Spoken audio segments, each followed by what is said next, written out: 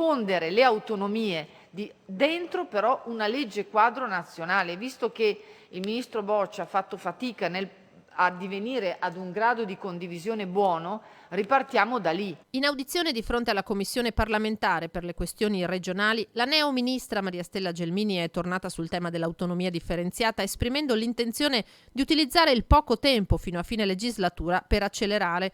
Ma il tema è divisivo, Gelmini lo sa, la base di partenza però già c'è, dice, la legge quadro a firma del suo predecessore Francesco Boccia. Queste istanze, che sono legittime e devono essere assecondate, l'esperienza ci dice che non si risolvono se aprono nuovi conflitti, se danno la sensazione, anche solo a livello teorico, che più autonomia al Veneto, alla Lombardia o all'Emilia significa una disgregazione nazionale.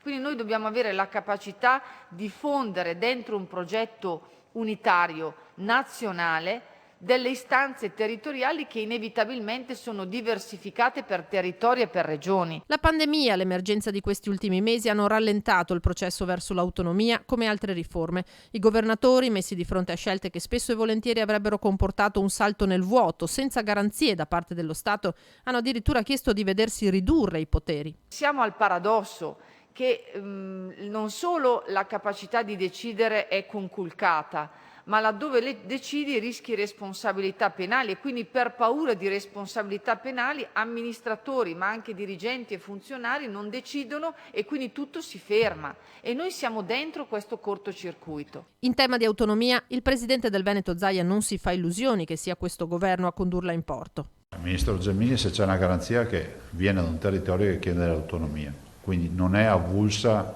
dai contesti autonomisti.